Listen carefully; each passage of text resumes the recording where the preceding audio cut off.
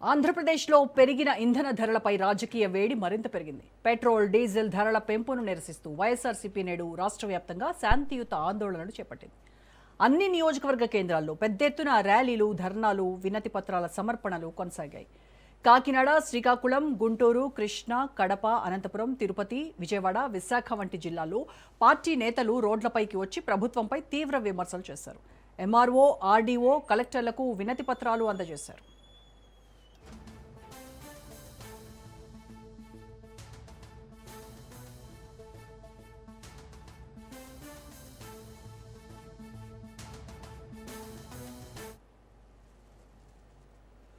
దేశంలోనే అత్యధిక petrol, diesel ధరలు ఏపీలోనే ఉన్నాయని వైఎస్ఆర్సీపీ నేతలు ఆరోపించారు. ఎన్నికల ముందు ఇచ్చిన హామీలను కూటమి ప్రభుత్వం విస్మరించిందని వైసీపీ విమర్శిస్తోంది. వ్యాట్ తగ్గించకుండా ప్రజలపై అదనపు భారం మోపుతున్నారని ప్రతిపక్ష నేతలు మండిపడుతున్నారు.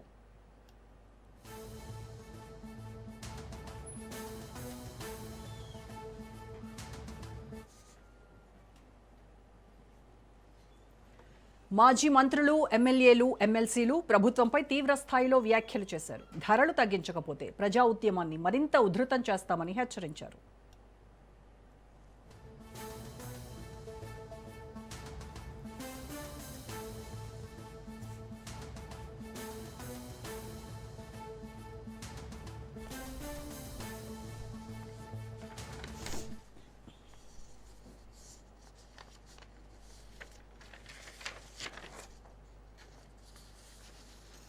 రైట్, ఇక కూటమి ప్రభుత్వం తరపున ఇప్పటి వరకు అధికారిక స్పందన లేదు. అయితే రాష్ట్రంలో ఇంధన ధరల ప్రభావం నేరుగా పేద, మధ్యతరగతి ప్రజలపై పడుతోంది అన్న చర్చ తీవ్రంగా కొనసాగుతోంది.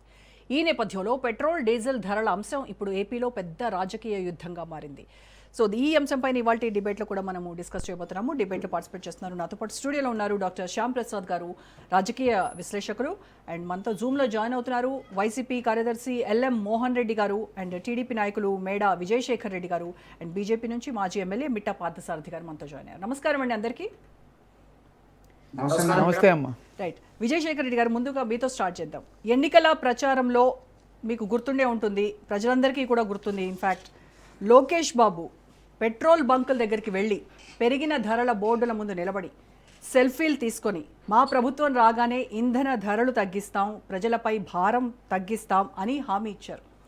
మరి తీరా అధికారంలోకి వచ్చారు. ఇవాళ అమరావతి, విజయవాడ, వైజాగ్లో పెట్రోల్ ధర చూస్తే 113 రూపాయలు, డీజిల్ ధర 100కు పైగానే దాటిపోయిన పరిస్థితి.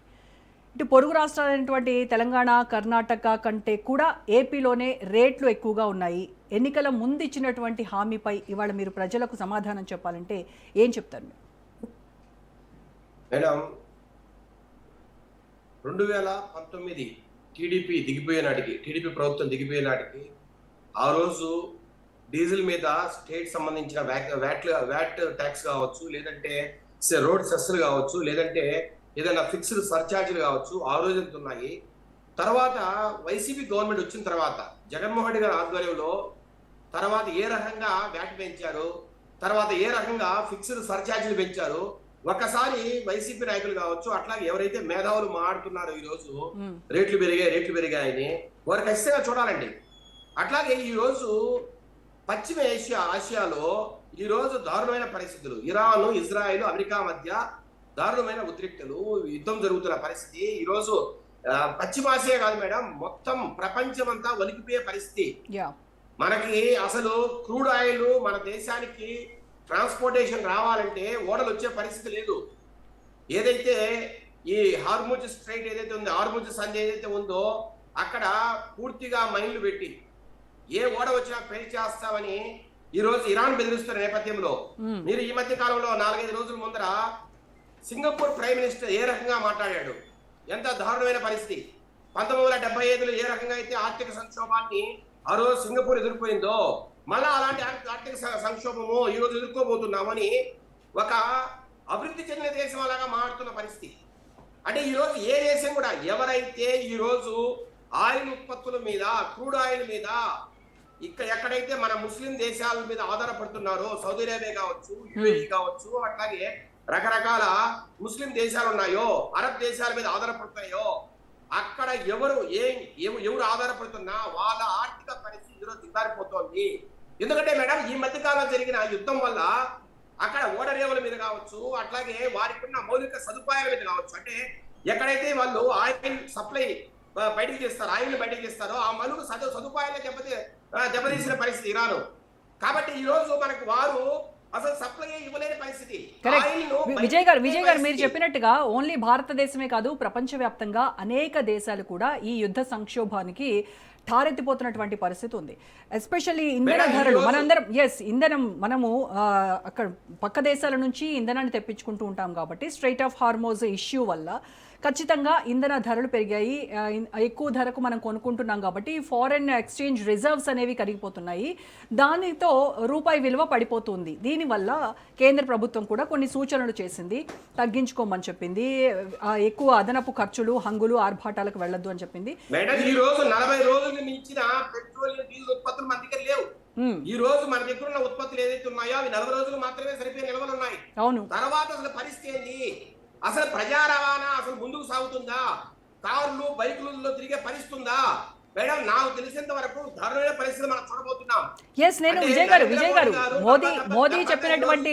మోదీ చెప్పినటువంటి పొదుపు మంత్రాలను నేను తప్పు పట్టట్లేదు. కానీ అన్ని దేశంలో ఉన్నటువంటి అన్ని రాష్ట్రాలతో పోలిస్తే ఎందుకు ఏపీలో ఇంత భారీగా ఉంది? అంటే మీ పరిధిలో, రాష్ట్ర పరిధిలో ఉన్నటువంటి వ్యాట్ను మీరు తగ్గించవచ్చు కదా మేడం. 2018లో చంద్రబాబు నాయుడు గారు ఎలక్షన్స్ ముందర 2018 ఆ రోజు డీజిల్ మీద 22.5% వ్యాట్, అట్లాగే 31% పెట్రోల్ మీద వ్యాట్ ఉన్నమాట వాస్తవం. అట్లాగే ఫిక్స్డ్ సర్చార్జ్ 4 రూపాయలు ఉన్నది. ఆ రోజు చంద్రబాబు నాయుడు గారు ఎలక్షన్ సంవత్సరం ముందరే 2 రూపాయలు ఫిక్స్డ్ సర్చార్జ్ తగ్గిస్తూ ఆ రోజు ఆదేశాలు జారీ చేశారు. తర్వాత 2020లో జగన్మోహన్ గారు వచ్చిన తర్వాత ఈ 22.5 ఉన్న వ్యాట్ డీజిల్ మీద 27% చేశారు. అట్లాగే 31 ఉన్న పెట్రోల్ మీద 36% చేశారు. ఆ రకంగా పెంచడం కావచ్చు. అట్లాగే తర్వాత ఫిక్స్డ్ సర్చార్జ్ ఏదైతే ఉందో 2 రూపాయలకి మళ్ళీ 4 రూపాయలు చేశారు. ఈ రకంగా దారుణంగా పెంచుకుంటూ పోయి మేడం వెనకొట్టుకోవడం ఒకటి అన్నాడట, ఒక మేకను కోసి సుష్టిగా భోంచేసి బయటకు వచ్చి కాషాయ దుస్తులు కట్టుకొని బయటకు వచ్చి సుత్తి ముక్తావని మాట్లాడతాడంట, లేదంటే కథలు చెప్తాడంట, అహింసను బోధిస్తాడంట. అట్లా ఉంది మేడం. ఇప్పుడు మేకని తిని కోటేసుకొని వచ్చి ముక్తి సూక్తావళి ప్రవచించింది ఎవరంటారు మీ దృష్టిలో? మేడం వైసీపీ నాయకులు వైసీపీ నాయకులు మేకలు సృష్టిగా పనిచేశారు, ప్రజలు దారుణంగా ఇబ్బంది పెట్టారు. ఆ రోజు ప్రజలను చాలా దారుణంగా, ఆ రోజు ఆర్థికంగా దారుణంగా పరిస్థితులుగా తీసుకొచ్చారు. రాష్ట్రంలో పేదల మీద పన్నులు భారం మోపారు, ఆర్థికంగా దెబ్బ కొట్టారు. వారు ఈ రోజు బయటకు వచ్చాయో ప్రజలు అల్లాడిపోతున్నారని మాట్లాడుతున్న తీరు అసలు ఇంటికి జ్ఞానం ఉందా? నైతిక విలువలు ఉన్నాయా? అసలు వీళ్ళు మాట్లాడుతున్న మాటలేంటి? ఆ రోజు మీ జగన్మోహన్ గారు పెంచినప్పుడు మీరంతా ఎక్కడికి పోయారు? ఈ రోజు ఈ ధర్నాలు చేస్తున్న ప్రభుత్వాలంతా కూడా ఆ రోజు జగన్మోహన్ గారు ఎందుకు మాట్లాడాల? జగన్మోహన్ గారికి ఎందుకు చెప్పాలా? అయ్యా ప్రజలు అల్లాడిపోతారే, ప్రజలకు ఇబ్బందులు ఉన్నాయి. ఈ రోజు నిత్యావసర సరుకులు పెరిగే, డీజిల్ సర్చార్జ్ పెరగడం వల్ల ఈ రోజు నిత్యావసర సరుకులు పెరుగుతాయి. అట్లాగే ప్రతి ఒక్క ఇప్పుడు ఈ రోజు ఆటో రిక్షా తోలే వ్యక్తి కూడా మేడం ఈ రోజు డీజిల్ పెరగడం వల్ల, అలాగే పెట్రోల్ పెరగడం వల్ల వాళ్ళు ఇబ్బంది పడే పరిస్థితి, వాళ్ళకి వచ్చే ఆదాయం తగ్గిపోతుంది. ఈ రోజు నిత్యావసర సరుకుల మీద మనకి ఎక్కువ ఖర్చు పెట్టాల్సిన పరిస్థితి. ఎందుకంటే మేడం రోడ్ ఫ్రైట్ కావచ్చు, ఈ రోజు కమర్షియల్ ట్రాన్స్పోర్టేషన్ కావచ్చు, మనకి చాలా దారుణంగా రేట్లు పెరిగిపోయే పరిస్థితి. అట్లాగే అగ్రికల్చర్ ఏదైతే మనం చేస్తున్నామో అగ్రికల్చర్ హార్వెస్టింగ్ కావచ్చు, అవన్నీ కూడా డీజిల్ కన్జంప్షన్ ఆధారపడేది కదా మేడం. ఒకప్పుడు 8,500 కిలోలీటర్లు వాడుతున్న ఆంధ్రప్రదేశ్ గత 5-6 సంవత్సరాల్లో ఈ రోజు 10,000 కిలోలీటర్లు వాడుతున్నారు మేడం ప్రతిరోజు ఆంధ్రప్రదేశ్ కన్జంప్షన్. అంటే 15-20% ఈ రోజు కన్జంప్షన్ పెరిగింది. రైట్. మొత్తం మీద దేశంలో ఇంధన ధరలు పెరగడానికి కారణం మిడిల్ ఈస్ట్ సంక్షోభం. తర్వాత మీరు వ్యాట్ తగ్గించకుండా అదే రోడ్ సెస్ని అదే కంటిన్యూ చేస్తూ మొత్తం దేశంలోనే ఏపీలో ఎక్కువ పెట్రోల్ ధరలు నిర్ణయించడానికి కారణం గత ప్రభుత్వం చేసిన తప్పులు, అంతే కదా మీరు చెప్పేది? రైట్ అండి, మాట్లాడదాం. ఎస్ విజయ్ గారు మళ్ళీ మాట్లాడతాను. పన్నులు వేస్తూ కూడా ఎక్కడ డెవలప్మెంట్ లేదు. ఓకే, మీరు ఏమైనా పోలవరం కట్టారా, లేదంటే వెలుగొండ కట్టారా, లేదంటే అమరావతి కట్టారా?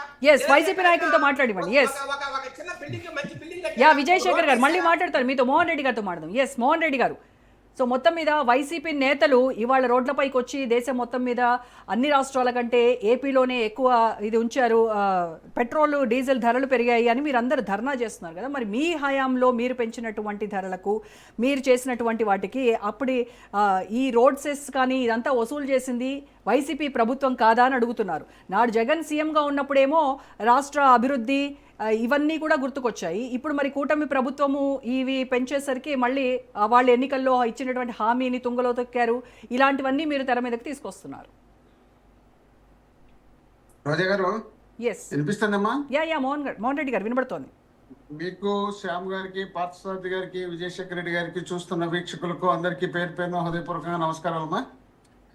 ఇప్పుడు విజయశేఖర రెడ్డి గారు ఎట్లుందంటే ఆడలేక మధ్యలో ఓడినట్టు అనిపిస్తుంది వీళ్ళ పరిపాలన చూస్తుంటే. దానికి తగ్గట్టు విజయశేఖర రెడ్డి గారు కూడా బాగా పునికి పుచ్చుకొని పూసుకొచ్చినట్టు మాట్లాడుతున్నాడు. అబద్ధాలు బాగా మంచి పద్ధతి. ఎందుకంటే ఈయన అసలు విషయాన్ని మర్చిపోతున్నాడు. బోట్ల దగ్గరికి పోయి అక్కడ తమిళనాడు బార్డరు, ఇక్కడ ఆంధ్ర బార్డరు, అక్కడ కర్ణాటక బార్డరు, ఇక్కడ ఆంధ్ర బార్డరు, ఈ బార్డర్లు చూపిస్తూ ఆ పెట్రోల్ బంకులో ఈ రేట్ ఉంది, ఈ పెట్రోల్ బంకులో ఆ రేట్ ఉంది, మనం అధికారంలోకి వచ్చేసి మనం తగ్గించేస్తాం, మనం విడుచాం పొడుచాం అని చెప్పినటువంటి పెద్ద మనుషులు దాన్ని దృష్టిలో పెట్టుకొని మాట్లాడాలా. ఏదో మాట్లాడడం కాదు. మేము కరోనా వచ్చి ప్రపంచం అంతా కరోనా వచ్చే, ఆ కరోనా వచ్చినప్పుడు దాదాపు 70,000 కోట్లు లాస్లో ఉండి రాష్ట్రము 70,000 కోట్లు ఇన్కమ్ సోర్స్ దెబ్బతిన్నా కూడా 40,000 కోట్లు ఖర్చు పెట్టి రాష్ట్రంలో ఏ ఒక్కరికి ఇబ్బంది జరగకుండా చూసుకున్నటువంటి ప్రభుత్వం మాదైతే ఇప్పుడు ప్రపంచం అంతా డీజిల్ కొరత, పెట్రోల్ ఇది మొత్తం ప్రపంచానికే సంక్షోభం కదండి మోహన్ రెడ్డి గారు. ఇది ప్రపంచ సంక్షోభం కదా. ఓన్లీ కూటమి ప్రభుత్వాన్ని బాధ్యులుగా చేస్తే అది ఎంతవరకు కరెక్ట్? అదేనమ్మా, నేను కూడా అదే చెప్తున్నా. ఆ రోజు ప్రపంచం అంతా ఉంది, ఈ రోజు ప్రపంచం అంతా ఉంది. ప్రపంచం అంతా ఉన్నప్పుడు భారతదేశంలో ఉన్నటువంటి ఆంధ్రప్రదేశ్ కు మాత్రమే సంపద సృష్టికర్తలు ఎందుకు ఇబ్బంది పెడుతున్నారు ప్రజలు? కోరుతున్న సంపద సృష్టికర్త కదా, సంపదను సృష్టించే వాళ్ళు కదా, అప్పులు వేయమన్నోళ్ళు కదా, బాధుడే అనే అన్నోళ్ళు కదా. ఈ బాధుడు కదా మరి వీళ్ళకు గుర్తురాదా? నిద్రపోయేటప్పుడు గుండెల మీద చేసుకొని మాట్లాడితే ఎన్ని మీటింగ్లకు పోయి ఎన్ని అబద్ధాలు చెప్పినాం, ఎన్ని మీటింగ్లు పోయి ఎన్ని మనం మోసాలు చేసినాం. ఈ రోజు అలా అధికారంలోకి వచ్చిన తర్వాత ప్రజలను నడ్డి ఎట్ట విధిస్తున్నాం, కరెంటు ఛార్జీలు పెంచినాం. ఈ రోజు రేపు చూసి ఆర్టీసీ ఛార్జీలు పెంచి ఆర్టీసీని కూడా క్లోజ్ చేసి ప్రైవేట్ పరం చేసేదానికి ఇప్పటికే ఆల్రెడీ 1000 బస్సులు తెప్పించిన. అది పెనాకిలే ఇండియా సంస్థ ద్వారా 1000 బస్సులు 1050 బస్సులు కూడా తీసుకురావడం జరిగింది. వీటిని అన్నిటినీ కలిపి రాష్ట్ర ప్రజలపైన రుద్దడానికి ప్రయత్నం చేస్తున్నామనే ఆలోచన వీళ్ళకి రాకుండా దేశం మీద ప్రపంచం మీద రుద్దడం కాదు. ఇప్పుడు ఆంధ్రప్రదేశ్ కు సంబంధించినటువంటి ఈ ప్రాంతానికి సంబంధించినటువంటి మన ప్రజలు రాష్ట్ర విభజన జరిగి ఇప్పటికే అప్పుల్లో కోరుకుపోయినటువంటి రాష్ట్రాన్ని మీరు మరింత అప్పులకు కోరుకుపోయే కార్యక్రమాన్ని చేస్తూ మళ్ళీ ప్రజలపైన భారం వేస్తూ మొన్ననే కరెంట్ ఛార్జీలు పెంచినారు. కరెంట్ ఛార్జీలు కట్టలేక గోడు కొట్టుకుంటూ అంటారు. అక్కడ రైతులకు సంబంధించినటువంటి ఇబ్బందులు పెడుతున్నారు. ఏ ఒక్క రైతుకు సంబంధించినటువంటి గిట్టుబాటు ధర పంటలకు కూడా లేని సందర్భం ఆంధ్రప్రదేశ్ లో బ్రహ్మాండంగా కనిపిస్తుంది. రైతులు రోడ్ల మీదకి వస్తున్నారు. రోడ్ల మీద పండించినటువంటి పంటలు వేసి ట్రాక్టర్లతో బండ్లతో తొక్కించుకుంటూ పోతున్నారు. వాటికి రేటు లేదు. వాళ్ళకి కావాల్సినటువంటి ఎరువులకు కావాల్సినటువంటి వాటికి అతి విపరీతమైన రేట్లు పెరిగినాయి. రైతులను నడ్డి విరుస్తున్నారు, సామాన్య ప్రజలు నడ్డి విరుస్తున్నారు. మోహన్ రెడ్డి గారు నాది ఒకటే క్వశ్చన్. ఎస్ మోహన్ రెడ్డి గారు ఒకటే క్వశ్చన్. వైఎస్ఆర్సీపీ హయాంలో ₹1 అయినా వ్యాట్ తగ్గించారా మీరు? దానికి తోడు లీటర్ పెట్రోల్ డీజిల్ పైన ₹1 అడిషనల్ రోడ్ సెస్ విధించారు వైసీపీ, అవునా కాదా? అండ్ మోర్ ఓవర్ కేంద్రం ఎక్సైజ్ డ్యూటీ తగ్గించినప్పుడు కూడా మీరు రాష్ట్ర పన్నులు తగ్గించలేదు, అవునా కాదా? మేము తగ్గించినామా లేదా అనేది పక్కన పెడితే వీళ్ళు నా రేట్లు కదా, వీళ్ళు బార్డర్లోకి వచ్చి అర్చిండేది జగన్మోహన్ రెడ్డి గారిని దించితే, జగన్మోహన్ రెడ్డి గారిని ఓడిస్తే ఆ తర్వాత మనం రేట్లు తగ్గిస్తామన్న మాట వాస్తవమా కాదా? దానికి ఆన్సర్ రావాలి కదా. దీని ఆన్సర్ చెప్పుకుని దాని ఆన్సర్ మనం అడగడం కూడా బాగుండదు కదా. మీరు రేట్లు తగ్గిస్తామన్నారు, ఈ రోజు రేట్లు పెంచుతున్నారు. ఇతర రాష్ట్రాల కన్నా ఎక్కువ పెంచి మీరు జగన్మోహన్ రెడ్డి గారిని దించిన తర్వాత మీరు తగ్గించింది ఏది, పెంచింది ఏదేంది, ఎంత పెంచుతున్నారు, ఏ దాని మీద పెంచుతున్నారు? మీరు పాలనలో ఉన్నప్పుడేమో మీకు ప్రజారక్షణ, ప్రజలపై భారము ఇవన్నీ పడుతోంది అన్నటువంటి అప్పుడు స్పృహ లేదు. ఇప్పుడు కూటమి ప్రభుత్వం వచ్చేసరికి మొత్తం అంతా ప్రపంచం అంతా సంక్షోభం వచ్చినప్పుడు మీరు కూటమి ప్రభుత్వాన్ని నిలదీస్తా ఉన్నారు. ప్రధాన ప్రతిపక్షంగా ఉన్నటువంటి మీరు ఏం సూచనలు చేయాలి ఈ సంక్షోభం నుంచి బయటపడడానికి? ఇప్పుడు అన్ని రాష్ట్రాలు కూడా ప్రతిపక్షాలన్నీ కూడా సూచనలు చేస్తా ఉన్నటువంటి పరిస్థితి. రోజా గారు, ఈ రోజు ప్రపంచం అంతా ఎట్లా సంక్షోభం ఉందో, ఆ రోజు జగన్మోహన్ రెడ్డి గారు ముఖ్యమంత్రి అయినప్పుడు కూడా 2 సంవత్సరాలు ప్రపంచం అంతా సంక్షోభం ఉన్నప్పుడు కొన్ని దేశాలు అయితే చేతులు ఎత్తేసి కొన్ని రాష్ట్రాల్లో మా చేత కాదని చెప్పినప్పుడు జగన్మోహన్ రెడ్డి గారు ఈ రాష్ట్రంలో ఉన్నటువంటి ప్రతి ఒక్కరిని కాపాడాలనే ఉద్దేశంలో భాగంగా ఆ రోజు వాలంటీర్ వ్యవస్థను పెట్టి బ్రహ్మాండంగా వాళ్ళ ఇళ్ల దగ్గరికి వెళ్లి సేవ చేసే కార్యక్రమంలో భాగంగా 70,000 కోట్ల రూపాయలు లాస్ వచ్చిన, 40,000 కోట్ల రూపాయలు ఖర్చు పెట్టిన చేసినటువంటి సందర్భం ఉంటే దానికి దీనికి పోలిక మా 3,30,30,000 కోట్ల రూపాయలు అప్పు తెచ్చి ఇప్పుడు అప్పు తెచ్చి మేము మొత్తం 3,30,000 కోట్లు 5 నెలలకు అప్పు తెచ్చా, వీళ్ళు 3,60,000 కోట్లు 23 నెలలకి అప్పు తెచ్చినారు. వీళ్ళు మేము రాష్ట్రంలో అప్పులు చేసినామని చెప్పి, రాష్ట్రాన్ని సర్వనాశనం చేసినామని చెప్పి వీళ్ళకి ఇష్టం వచ్చినటువంటి మీడియాల ద్వారా, వీళ్ళకి కావాల్సినటువంటి ఛానళ్ళ ద్వారా, వీళ్ళకి కావాల్సినటువంటి అనలిస్టుల ద్వారా, వీళ్ళకి కావాల్సినటువంటి పార్టీలను కూడా కలుపుకొని రాష్ట్రంలో ఉండే పార్టీలు కాక దేశంలో ఉండే పార్టీలు అన్ని తీసుకొచ్చి మా మీద ప్రయోగాలు చేసి వీళ్ళకి ఇష్టం వచ్చినట్టు అబద్ధాలు చెప్పి వీళ్ళు అధికారంలోకి వచ్చి, వీళ్ళు అధికారంలోకి వచ్చిన తర్వాత సామాన్య ప్రజలను వదిలిపెట్టండి బాబు అంటే సామాన్య ప్రజలను కూడా వదిలిపెట్టకుండా వాళ్ళపైన కూడా ఈ విధమైనటువంటి ఇబ్బందులకు గురి చేయడమే కాకుండా, పరిపాలన చేత కాకుండా లాస్ట్ కు 108 కానీ 104 కానీ ఇలాంటి కార్యక్రమాలతో పాటు ఆరోగ్యశ్రీని పూర్తి అటకెక్కించి నిర్వీర్యం చేసి పెడుతున్నారు. ఏం చేస్తున్నారు వీళ్ళు పరిపాలన? జగన్మోహన్ రెడ్డి గారు ఆ రోజు 66 లక్షల పెన్షన్ ఇచ్చే, వీళ్ళు ఇచ్చేది 60 లక్షల పెన్షన్లు, 6 లక్షల పెన్షన్లు తొలగించేసినారు. లేదా 4,000 పెంచుదామని చెప్పి గొప్పగా చెప్పుకుంటున్నారు. చరిత్రలో ఇంత మోసం చేసినటువంటి ప్రభుత్వం ఇదే అవుతుంది. ఈ రాష్ట్రంలో కూటమి ప్రభుత్వం పూర్తి స్థాయిలో నిర్వీర్యం అయిపోయింది కాబట్టి నేను కూడా ఈ రోజు అదే ధర్నాలో సింగనమల పాల్గొని వచ్చినా. నేను మధ్యాహ్నం వరకు అక్కడ పాల్గొని ఎంఆర్ఓ నీతి పత్రం ఇచ్చి రావడం జరిగింది. రాష్ట్ర వ్యాప్తంగా బ్రహ్మాండమైనటువంటి స్పందన వచ్చింది కాబట్టి వీళ్ళు గగ్గోలు పెట్టి జగన్మోహన్ రెడ్డి గారిని డైరెక్ట్ ఏదో ఒకటి మాట్లాడాలనే ఉద్దేశంలో భాగంగా ఛానళ్ళకి వచ్చి ఏం అభివృద్ధి చేయలేదు, మేము అది చేసినాం ఇది చేసినాం, అభివృద్ధి లిస్టు రాసుకోమని చెప్తా మీరేం చేసినారు, మేమేం చేసినాం. మీరు కేవలం 29 గ్రామాలకు సంబంధించి 2 లక్షల కోట్ల రూపాయలు ఇన్ఫ్రాస్ట్రక్చర్ కు ఖర్చు పెట్టడానికి మీరు ప్రయత్నం చేస్తుంటే ఈ రాష్ట్రంలో ఉన్నటువంటి పేద బడుగు బలహీన వర్గాలందరికీ మేలు చేసి దాన్ని మర్చిపోతే పార్థసారథి గారితో మాట్లాడదాం. పార్థసారథి గారు, మిడిల్ ఈస్ట్ సంక్షోభం దీనివల్ల రూపాయి విలువ పడిపోయింది, ఫారెన్ ఎక్స్చేంజ్ రిజర్వ్స్ తగ్గిపోతున్నాయి అని చెప్పేసి చమురు ధరలు పెంచారు. అది మొన్నటి నుంచి, అంటే మే 15 నుంచి, గుర్తుపెట్టుకోండి ఈ డేట్, మే 15 నుంచి. అంటే 5 రాష్ట్రాల ఎన్నికల పోలింగ్ కౌంటింగ్ అంతా అయిపోయింది.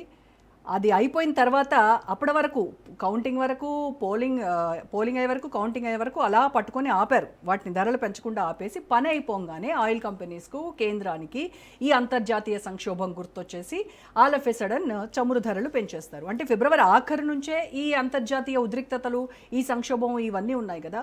మరి మే 15 నుంచే ఎందుకు అనేది బీజేపీ పైన కేంద్ర ప్రభుత్వం, ఎస్పెషల్లీ కేంద్ర ప్రభుత్వాన్ని నిలదీస్తున్నటువంటి ప్రతిపక్షాలన్నీ కూడా అడుగుతున్నటువంటి ప్రశ్న. నమస్కారం, అందరికీ నమస్కారం. మొట్టమొదట ప్రజా సమస్యలపై ఉద్యమించడానికి ప్రయత్నం చేసి మొత్తం అంతా కూడా అందరికీ విజ్ఞాపన పత్రాలు ఇచ్చి శాంతియుతంగా చేసినందుకు మొట్టమొదట వైఎస్ఆర్సీపీకి అభినందనలు అని మాత్రం నేను చెప్పదలుచుకున్నాను. ప్రతిపక్షం అనేది ప్రజా సమస్యల్ని ఖచ్చితంగా బయటికి తీయాల్సిందే, దాంట్లో ఏమాత్రం కూడా అనుమానం లేదు. చేయకపోతే అది ప్రతిపక్షమే కాదు, కేవలం స్వార్థపక్షం అవుతుంది. ఇంతవరకు వాళ్ళు 11 సీట్లే మాకున్నాయని అసెంబ్లీకి రాకుండా ఏమాత్రం కూడా ప్రజా సమస్యల గురించి పట్టించుకోకుండా 200 సంవత్సరాల పాటు కాలం గడిపేశారు. కనీసం ఇప్పుడైనా ప్రజా సమస్య అది ఏదైనా కానివ్వండి, మంచా చెడ్డ, ఇది డిఫరెంట్ సమస్య మీద ఒక ఉద్యమం లాగా చేశారు. వాళ్ళు సంతోషం, వాళ్ళు చెప్పాల్సినటువంటి చెప్తున్నారు, ప్రభుత్వం ఏం చెప్పాలనేటువంటిది కూడా చెప్పారు. ఒకసారి లాల్ బహదూర్ శాస్త్రి గారు పాకిస్తాన్ మీద యుద్ధం జరిగినప్పుడు, చైనా వార్ వచ్చినప్పుడు ఆహార పదార్థాల యొక్క కొరత ఉంది, ఒక పూట భోజనం మనం మానేసేయాల్సిన అవసరం ఉంది అని చెప్పేస్తున్నారు. ప్రజలు ఆ రోజు ఒక పూట కాస్త దేశం యొక్క హితం కోసం అవసరమైతే 2 పూటలు కూడా మానేస్తామని ప్రత్యక్షంగా మానేసి ఆ రోజు దేశం యొక్క ఆర్థిక స్థితికి నిలబడిండేటువంటి యొక్క భారతదేశంలో కరెక్ట్ ఈ రోజు ఉన్నటువంటి యొక్క ప్రజల్ని ఏ విధంగా తయారు చేస్తున్నారంటే, ప్రపంచవ్యాప్తంగా యుద్ధ మేఘాలు వచ్చి హార్మోన్ జలసంధి దాకా కొన్నాళ్ల పాటు ఇరాన్, కొన్నాళ్ల పాటు అమెరికా అక్కడి నుంచి ఇంధనాన్ని రాకుండా చేస్తూ ఉండేటువంటి పరిస్థితిలో, విధి లేనటువంటి పరిస్థితిలో, అంటే మీరు మే 15 అనేటువంటిది కూడా నేను చెప్తున్నానమ్మా. మేము ఆ రోజుల్లో అనుకున్నప్పుడు స్పష్టంగా ప్రకటించాను, త్వరలోనే ఈ సమస్య పరిష్కరించబడుతుంది కాబట్టి వీళ్ళు ప్రతిపక్షాలు చేసేటువంటి దానికోసం మీరు ఇప్పుడు కూడా ఉద్వేగపడకండి. ఇప్పటికి 78 రోజుల యొక్క నిల్వ ఉంది కాబట్టి మధ్య మధ్యలో వస్తున్నాయి, అంటే పూర్తిగా రాలేదని కాదు. ఏదో విధంగా తీసుకొని రావడానికి ప్రయత్నం చేస్తున్నారు, వేరే దేశాల నుంచి తీసుకురావడానికి ప్రయత్నం చేస్తున్నారు. ఇట్లా రకరకాలుగా ప్రయత్నం చేస్తున్నాం కాబట్టి 78 రోజులు నిల్వ ఉంది. మిగతా దేశాల్లో అది లేదు. అందుకే పాకిస్తాన్లో దాదాపు డబల్గా రేట్లు పెంచేటువంటి జరిగింది. ఇంకా అనేక దేశాలు అందరికీ ప్రజలకందరికీ కూడా తెలుసు, మనం చెప్పుకోవాల్సిన అవసరం లేదు. అనేక దేశాల్లో కూడా పెంచారు.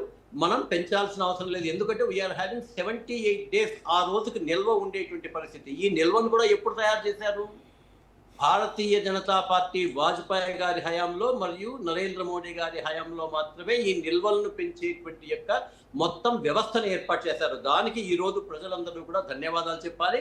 అది వైఎస్ఆర్సీపీ కానీ ఎవరైనా కూడా ముందు జాగ్రత్తగా భారతీయ జనతా పార్టీ తీసుకున్న నిర్ణయాలను హర్షించాలి మొట్టమొదట. రెండవది, దాదాపుగా 40 రోజుల వరకు, అంటే ఎవరైనా కానీ యుద్ధం కంటిన్యూస్ అవుతుంది అని చెప్పేసి అనుకోము కదా. పరిస్థితి దిగజారుతున్నప్పుడు పూర్తిగా నిల్వలు అయిపోయిన తర్వాత ప్రజల మీద భారం వేసి ఇంకా ఆ రోజైనా వేయాల్సిందే. అంటే ఎవరైనా ఇప్పుడు ప్రభుత్వం అంటే జస్ట్ నోట్లు ప్రింట్ చేసేసేస్తే మొత్తం అంతా ప్రభుత్వాలు నడిపేకి అవుతుందమ్మా. ప్రజల దగ్గర పన్నుల రూపంలో వసూలు చేసినటువంటి ధనంతోనే మనమంతా కూడా ఏ ప్రభుత్వమైనా కూడా పనిచేయాలి. కాబట్టి ఒక ముందు జాగ్రత్త చర్యగా ఉండేటువంటి రోజు నరేంద్ర మోడీ గారు హైదరాబాద్లో కానీ వివిధ సభల్లో కానీ ఏ విధంగా మనం పొదుపు చేసుకోవాలి, ఏ విధంగా రాబోయేటువంటి భద్రతను మనము భవిష్యత్తులో ఉన్నటువంటి ఇబ్బందిని తొలగించుకోవాలని చెప్తే దాని మీద అనేక రకాలైనటువంటి దుష్ప్రచారాలు నిజంగా నరకానికి పోతారమ్మా వాళ్ళందరూ కూడా. నా దృష్టిలో తెలియకుండా అనేటువంటి వాడిని నేను చెప్పను, అది అమాయకుడు, అజ్ఞాని అవుతాడు. తెలిసి కూడా ప్రపంచంలో జరిగే పరిస్థితి తెలిసి కూడా సంక్షోభానికి కారణం ఎవరో తెలిసి కూడా ఏం నరేంద్ర మోడీ గారు సృష్టించిన సంక్షోభమా ఇది? భారతీయ జనతా పార్టీ సృష్టించిండే సంక్షోభమా ఇది? దేశంలో వచ్చిన సంక్షోభాన్ని మనం తయారు చేసుకోవడానికి సన్నద్ధం కండి అని ప్రజలకు పిలుపునిస్తే నిజమైన దేశభక్తి ఉన్నటువంటి ప్రజల మీద అభిమానం ఉండేటువంటి ప్రతిపక్షం అయితే ప్రోత్సహించాలి. కానీ ఏ విధంగా అయితే ఆ రోజు ఇందిరాగాంధీ ఉన్నప్పుడు వాజ్పేయి గారిని పంపిస్తే దేశ గౌరవాన్ని, ప్రతిపక్ష నాయకుడిగా కూడా ఉండి దేశ గౌరవాన్ని ఏ విధంగా నిలిపాడో, ప్రతిపక్షం అన్న తర్వాత దేశం గురించి ఆలోచన చేసే కొంచెమైన మనస్తత్వం ఉంటే దేశం యొక్క ప్రధానమంత్రి కానీ ప్రభుత్వం కానీ చేసే దాంట్లో ఉన్నటువంటి మంచి విమర్శల్ని ప్రజలకు తెలియచేయాలి, ప్రజల్ని సన్నద్ధులు చేయాలి. అప్పుడే ఇది బాగుపడుతుంది. అలా కాకుండా కేవలం విమర్శలకు మాత్రమే ఉంటే ప్రజలు అర్థం చేసుకుంటారు ఏం జరగాల్సింది అది జరుగుతుంది. దీన్ని ఎవరూ మార్చలేము. ఈ రోజు డిబేట్లో కానీ ఇంకోటి కానీ మనమేం మార్చలేము. మనము నీతివంతమైన ప్రతిపక్షంగా ఉన్నామా? దేశంలో ఉన్న ప్రజల్ని చైతన్యపరిచే ప్రతిపక్షంగా ఉన్నామా? సమస్యల పట్ల సరి అయినటువంటి విధానంలో మనము పోరాటం చేసే ప్రతిపక్షంగా ఉన్నామనుకుంటే ఈ మూడిట్లో కూడా వైఎస్ఆర్సీపీ ఫెయిల్యూర్ అనేటువంటి మాత్రం నేను చెప్పదలుచుకున్నాను. ఇంతకుముందు మోహన్ రెడ్డి గారు అదే అన్నారు, మంచి చాలా ఫాస్ట్గా ఉపన్యాసం బ్రహ్మాండంగా చాలా ఫ్లోలో ఇచ్చారు. కానీ ఆ ఫ్లోలో అప్పటికే మేము అప్పులు చేసేసాము, ఆ అప్పులు చేసిన దానికి మీరు మరింత అప్పులు చేశారు అని చెప్పారు. అంటే అంతవరకు వాళ్ళు ఎప్పుడు చెప్పేవాళ్ళు కదా మేము అప్పులు అవంతా కూడా ఫాల్స్ అని చెప్పేటువంటి వాళ్ళు. అలా కాకుండా ఆయన నంబర్స్తో సహా 3,50,00,000 రూపాయలు యాక్చువల్గా అయితే అది ఇంకా వాళ్ళు 5 ఏళ్లలో వాళ్ళు ఎంత చేశారు? 5 ఏళ్ళలో 3,30 చేస్తే 23 నెలలకే 3,60 చేసినారు సార్. మీరు అది మర్చిపోతే ఎట్లా? నేను అది కూడా చెప్తా. మీరు నిజంగా వైఎస్ఆర్సీపీలో ఉండేటువంటి వాళ్ళు 3,30,00,000 అప్పు తెచ్చిండేదాన్ని దేని మీద ఖర్చు పెట్టినారని శ్వేతపత్రం ఇవ్వండి. 2,70,000 డైరెక్ట్. అదే కదా నేను అదే చెప్తున్నా. మీరు దేనికి ఇచ్చారు అనేది నేను చెప్తున్నాను. మీరు అది ప్రజలకు చెప్తే సరిగ్గా ఉంటుంది. ఈ రోజు 3,30,00,000 రూపాయలు కూడా దేనికి పెట్టారు అనేటువంటి కూడా తెలుగుదేశం ప్రభుత్వం నుంచి మనం డిమాండ్ చేద్దాం.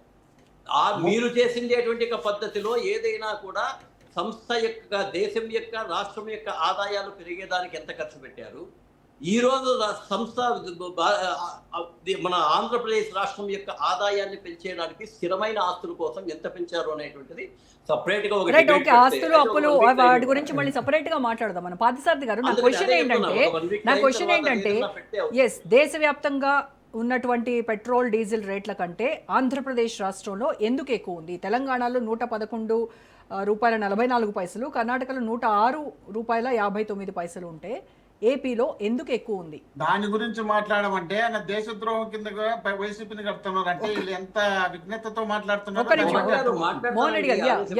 ఆవేశపడకండి, ఆదుర్దాపడకండి.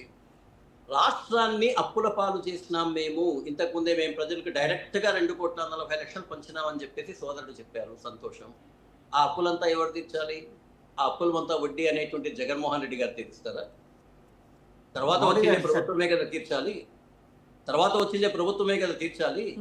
ఇప్పుడు ఇప్పుడు చేసే అప్పులు వచ్చేటువంటి యొక్క ఖర్చుతో పాటు మీరు ఏ విధంగా 2,40,00,000 రూపాయలు పంచారో మీరు, అదే విధంగా ఇక్కడ ప్రభుత్వం కూడా పెన్షన్లను గతంలో కన్నా కూడా ఎక్కువగా పెంచింది, నిధుల్ని ఎక్కువగా కూడా పంచింది డైరెక్ట్ గా ఇచ్చేదానికి. మీరు చేసిన తర్వాత మేము చేయకుండా ఉంటే కుదరదు కదా. ప్రజల్లో ఆ యొక్క మనం ఆల్రెడీ పెంచి పోషిస్తున్నాం. ఇక్కడ పార్టీల పరంగా మనం ఏం చేస్తున్నామంటే, మనది కానప్పుడు దేశమంతా దోచేసుకోతే అత్త సొమ్ము అల్లుంటామంటారు. ప్రజల సొత్తు ఒకవేళ జగన్మోహన్ రెడ్డి గారి భారతీ సిమెంట్ ను పంచితే హ్యాట్స్ ఆఫ్ చెప్తాం. ప్రజల సొత్తును తీసుకొని ప్రజల ఆస్తుల్ని తాకట్టు పెట్టి ఆ తాకట్టు పెట్టేటువంటిది మీరు చేశారు. ఏ పార్టీ అయినా చెయ్యకుండా ఉండే పద్ధతిలో ప్రతిపక్షం కూడా ఉండాలి. ఈరోజు ప్రతిపక్షం ఏం చెప్పాలంటే, అయ్యా ఆ రాష్ట్ర ఆర్థిక పరిస్థితి మేమున్నప్పుడు ఈ విధంగా 2,40,000 కోట్లు పంచడం కారణంగా నష్టపోయింది. మీరు ఇప్పుడు ఇంకా దాన్ని పెంచి 3 లక్షల చిల్లర కోట్లకు మీరు పెంచుతున్నారు కాబట్టి నష్టపోతుంది. భవిష్యత్తులో మొత్తం అంతా కూడా మన ఆంధ్రప్రదేశ్ ప్రభుత్వంలో ఉన్న ఆస్తులన్నీ అమ్మినా కూడా తీర్చలేనటువంటి పరిస్థితి వస్తుంది. కాబట్టి దానికి తగిన సొల్యూషన్ మీ నుంచి రావాలి. ఎక్కడ వస్తుందా యొక్క సొల్యూషన్? రాదు. విమర్శ తప్ప సొల్యూషన్ అనేటువంటిది మీ దగ్గర నుంచి రాదు. ఇది మనము చేసుకుంటున్నది ఇండైరెక్ట్ గా మన యొక్క పార్టీలు, ప్రత్యేకించి దక్షిణాది రాష్ట్రాల్లో ఉన్నటువంటి పార్టీలు చేస్తున్నటువంటి, అది కాంగ్రెస్ కానివ్వండి, ఈ రోజు ఉండేటువంటి వైఎస్ఆర్సీపీ కానివ్వండి, తెలుగుదేశం కానివ్వండి, డిఎంకే కానివ్వండి, అన్నా డిఎంకే కానివ్వండి, ఈ రోజు విజయ్ వచ్చిండేటువంటి విషయంలో కానివ్వండి, ఈ రోజు విజయ్ అంటే అసందర్భమైనా కూడా విజయ్ ప్రకటించేటువంటి దానికి ఇవ్వాలనుకుంటే ఆ రాష్ట్రము 300% పన్నులు పెంచినా కూడా దానికి సరిపోదు. బట్ ఎలక్షన్స్ లో వీళ్ళందరూ జిమ్మిక్కులు చేస్తారు, ప్రజలు అమాయకంగా మోసపోయేటువంటి పరిస్థితి ఉంది. ఈ రోజు అదొక తమిళనాడులోనే కాదండి, దేశవ్యాప్తంగా అన్ని రాష్ట్రాల్లో అదే పరిస్థితి కదా. ఎన్నికల హామీలన్నీ ప్రతి రాష్ట్రంలో కూడా అదే పరిస్థితి. ఎన్నికల ముందు ఒకటి, అధికారులకు వచ్చిన తర్వాత ఒకటి. ఏమంటేమా, అందరినీ ఒకే గాట కట్టేస్తున్న కారణంగా మీడియాలో జరుగుతున్నటువంటి ఫలితం ఏది అతీతంగా ఉంది చెప్పండి.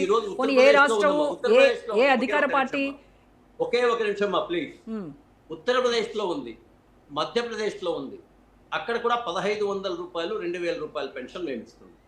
ఇక్కడ వచ్చిండేటువంటి దాన్ని 2,000 నుంచి 3,000, 3,000 నుంచి ఇప్పుడు 4,000 చేయాల్సిన పరిస్థితి వచ్చింది. ఎవరు దీనికి బాధ్యత? అందరూ బాధ్యులమే. మీడియా బాధ్యులే, ప్రజలు బాధ్యులే, లేకపోతే ఉండేటువంటి పార్టీలు కూడా బాధ్యులే. రైట్, జరిగేంత వరకు ఓకే.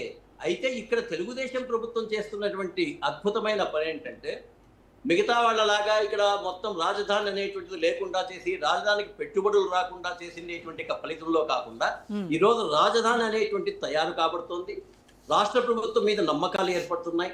దాని ద్వారా దేశ విదేశాల నుంచి పెట్టుబడులు అన్న ఒక నిమిషం ఉందన్న, తర్వాత నువ్వు చెప్పన్నా ప్లీజ్. వచ్చిండేటువంటి యొక్క పెట్టుబడులు వస్తున్నాయి, పెట్టుబడుల మీద ఆదాయం పెరుగుతోంది. ఈ రోజు మీరు మొత్తం అంతా కూడా చూస్తే 2024లో ఉండేటువంటి పరిస్థితి కన్నా రాష్ట్రం యొక్క ఆదాయం ఎంత పెరిగింది అనేటువంటి ఒక గూగుల్లో సెర్చ్ చేసినా కూడా మోహన్ రెడ్డి అన్నకి తెలుస్తుంది. ఆదాయం ఎట్లా వస్తుంది అన్న, మీరు అహహా అనేటప్పుడు మీరు అది చూసిన తర్వాత, లేకపోతే మీ నంబర్ ఏమన్నా ఉంటే నేను గూగుల్లో పంపిస్తాను. అప్పుడు మీ యొక్క పన్నుల ఆదాయం మీరెంత సంపాదించారు, తెలుగుదేశం ప్రభుత్వం, కూటమి ప్రభుత్వం వచ్చిన తర్వాత ఎంత సంపాదించారు మీరు చూసుకొని భయం మీద చెయ్యి వేసుకొని ఎక్కువగా ఉందో లేదో మీరు చెప్పండి. రైట్ పార్థసారథి గారు. ఎస్, శ్యామ్ ప్రసాద్ గారు మాట్లాడదాం. సో శ్యామ్ ప్రసాద్ గారు, సో పార్టీలు, విమర్శలు, ప్రతి విమర్శలు ఇవన్నీ పక్కన పెడదాం. కాసేపు ఒక విశ్లేషకుడిగా మీరేం చెప్తారు సార్? అంటే ఏపీలో ఎందుకు దేశవ్యాప్తంగా కంటే ఎక్కువ రేట్లు ఉండడానికి కారణం ఏంటి? ఈ పన్నుల లెక్కలు ఇవన్నీ ఏంటి? అంటే మునుపటి ప్రభుత్వం చేసినటువంటి తప్పిదమా, లేదు అని అంటే కూటమి ప్రభుత్వ వైఫల్యంగా చూడాలా ఈ పెంపు అనేది? రోజా గారికి, మోహన్ రెడ్డి గారికి, పార్థసారథి గారికి, విజయ్ గారికి, రాజు టీవీ వీక్షకులకి అందరికీ నమస్కారం అండి. ఇది ప్రపంచ సంక్షోభం అండి. ఇది లోకల్ ఇష్యూ కాదు. ఇది లోకల్గా ధర్నాలు చేయాల్సిన విషయం కాదు. ధర్నా ఒక సరైన ఒక లోకల్గా ఆ ప్రభుత్వం చేసేది ఏదన్నా అన్యాయంగా చేస్తుంటే, తప్పులు చేస్తుంటే దాని మీద ధర్నాలు చేయొచ్చు. ఇది ప్రపంచ సమస్య అయినప్పుడు ఇది లోకల్ సమస్యగా తీసుకొచ్చి లోకల్గా ధర్నాలు చేసి పార్టీ ఉనికిని కాపాడుకోవడం చేసినట్టుగా ఉంది వైఎస్ఆర్సీపీ. అంటే మిగతా రాష్ట్రాలతో సరిపడా సేమ్ అదే ఉంటే వాళ్ళకు కూడా అన్ని ప్రపంచ సంక్షోభమే అనుకునేవాళ్ళు. బట్ అది ఎక్కువగా ఉండడం మూలానే కదా వాళ్ళు. దాని గురించి కూడా చెప్తామమ్మా. అది ఉండండి, మీరు ఒకసారి ఆగండి సార్. మీరు చెప్పేది వినాలి కదా. మీరు చెప్పినప్పుడు విన్నాం కదా మేము. మోహన్ రెడ్డి గారు ప్లీజ్, మేము చెప్పినప్పుడు విన్నాం కదా. ఏమండి, ఆంధ్రప్రదేశ్లో లాస్ట్ 2019 నుంచి 24 వరకు పెట్రోల్ డీజిల్ రేట్లు ఎలా ఉన్నాయి, మిగతా రాష్ట్రాలు ఎలా ఉన్నాయి? అప్పుడు కర్ణాటక బోర్డర్ వాళ్ళు అందరూ కర్ణాటక బెంగళూరు వెళ్ళేవాళ్ళు, తమిళనాడు బోర్డర్ వాళ్ళు చెన్నై వెళ్ళి కొట్టించుకొచ్చేవాళ్ళు, తెలంగాణ బోర్డర్ వాళ్ళు హైదరాబాద్లో ట్యాంక్ ఫుల్ చేయించుకుని వెళ్ళేవాళ్ళు. చాలా భారీగా జరిగినాయి అప్పుడు. ఆ హయాంలో అంటే రాష్ట్ర ఆర్థిక పరిస్థితి అలా ఉంది, ప్రజలపై అప్పుల భారం ఇలా ఉంది అని చెప్పేసి వాళ్ళు చెప్పారు కదా. అవును, చెప్పారు అప్పుడు. అది కరెక్టే. మీరు చెప్పినట్టు సర్చార్జీ ఇవన్నీ ఎవరు మిగతా రాష్ట్రాల కంటే ఎవరు ఫస్ట్ అది ఇంపోజ్ చేసింది? ఎంత ధర్నాలు చేశారో అప్పుడు తెలుగుదేశం గవర్నమెంట్, ఏం ఉపయోగం లేదు.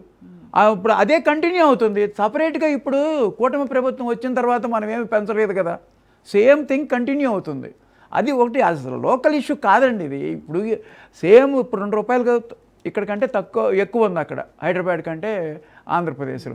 అదే 2 రూపాయలు ఇప్పుడు ఇక్కడ తేడా ఉంది అంతే. There is no difference. అప్పటి నుంచి ఇప్పుడు అదే కంటిన్యూ అవుతుంది. కానీ దీన్ని స్పెషల్గా దాన్ని ఫోకస్ చేసి మర్చిపోతున్నారు మీరు. అది చెప్పండి ముందు. ఏదండి ఏం వాళ్ళు పోటీ మీరు ఆయన ఓడించని మేము తగ్గించామన్నారు. అది మాత్రమే అదే చెబుతున్నాం. దానికి కూడా చెప్తాం. దానికి కూడా నేనేదో తెలుగుదేశం పార్టీ పర్సన్ లాగా చెప్పట్లేదండి. మీరేదో నేను తెలుగుదేశం పార్టీ లాగా దాన్ని ఎందుకు వాగ్దానం చేశారు, వాగ్దానం చేసింది ఎందుకు తీర్చలేదంటే, తీర్చడానికి మీరు వీలు కల్పించారా? 5 సంవత్సరాల్లో సర్వనాశనం చేసి అప్పులు కుప్ప చేశారు రాష్ట్రాన్ని. పార్సారథి గారు చెప్పినట్టుగా అది కాదండి. నిజం చెప్తే నమ్మండి సార్. మీరు ధర్నా చేయండి సార్. అసలు ప్రపంచంలో మీరు చేసినటువంటి అప్పులే కదా, మీరు చేసినటువంటి అప్పులే కదా శ్యామ్ ప్రసాద్ గారు కోట్ చేశారు. ఆయన కొత్తగా అంకెలు మార్చలేదు కదా.